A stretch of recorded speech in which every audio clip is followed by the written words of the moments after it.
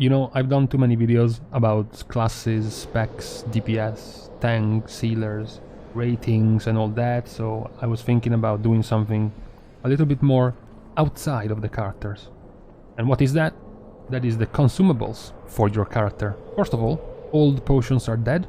All of the good old potions you used to get, even from 2, 3, 4 expansions ago, specifically the movement speed ones were an old reliable, the invisibility ones as well. Now they're all going to be ineffective past level 50, so you're going to be locked into just crafting the ones from Shadowlands. When it comes to new potions, there are going to be the usual new DPS potions. Besides the primary stat potions, you have the AoE potion, you have the single target potion, you still have your mana and your extra mana while asleep potion, and now you also have the spend health instead of mana for your next spells potion, which is pretty cool, I think.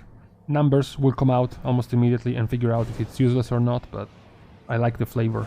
Another change for potions is that now your health potion is going to be on its own individual 5-minute cooldown. You will not be limited to a single health potion per combat instance anymore. So if a boss fight lasts for 12 minutes, technically you could fill in 3 different health potions if you wanted to. And another addition, this time with the synergy with potions, is that your Kyrian Covenant ability, your Vial, is on its own separate cooldown, meaning you can now use the healing potion and the Kyrian potion at the same time. And as an addition with potions, we also have oils coming back from many years ago. You're gonna have the options between the Shadowcore oil and the Embalmer's oil, basically just damage and healing. The peculiar thing about oils is that they're also going to empower your potions. The DPS oil is going to empower the DPS potion, and the healing oil is going to empower your healing potion. This is particularly weird because blacksmithing is going to have sharpening stones back. Shaded sharpening stone and porous sharpening stones for your blunt and bladed weapons. The difference is that blacksmithing doesn't offer any extra to synergize with it. So if you have your oil, you're going to empower your potions, but if you have a stone from blacksmithing, you won't. And you can only choose one of the two. You cannot have an oil and a sharpening stone on your weapon at the same time. Another thing you will have to keep track on is leatherworking. This is also particularly weird due to the sheer strength of this new addition. The Heavy Desolate Armor Kit. This is going to give you 48 stamina on 4 different armor pieces. That's 192 stamina. This is over 15% of your max HP. This is no small thing. This is not like an oil or a sharpening stone. This is massive, and it's going to be mandatory every time you want to raid or Mythic Plus. Engineering hasn't really changed that much. You have your bombs, the one that doesn't require engineering, the one that requires engineering with an extra knockback, and then you have your scopes for ranged weapons. You also are going to have sockets. Now, Blizzard already mentioned that sockets would have been back in the game in a more controlled manner.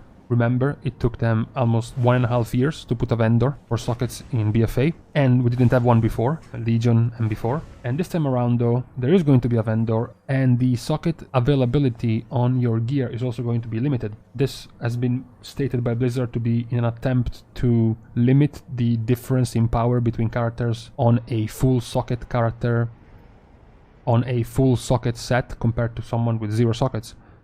So now the sockets are only going to be able to be socketed or randomly proc on your gear when you loot it in your helm, ring, neck bracer and belt slots, and no more. The vendor is going to be Venari, the NPC outside of Torghast. Currently, she doesn't sell any socket for you, but the interesting thing is that because the vendor is Venari, Venari also has a series of other rewards for you, all based on Stygia. Stygia is the thing you get from the Mo, essentially.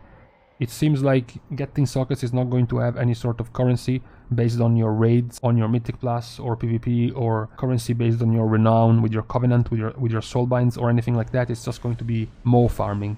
It seems like Blizzard identified an easy way to get people to farm stuff in the Mo. Just give them sockets. I guess that's their mindset. And lastly, we have the new enchants.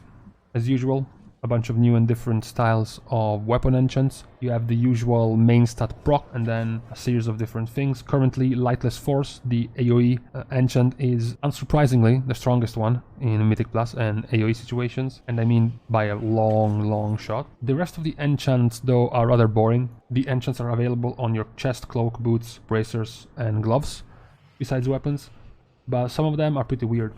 For example, boots you only have agility as an enchant, and you can't really choose anything else.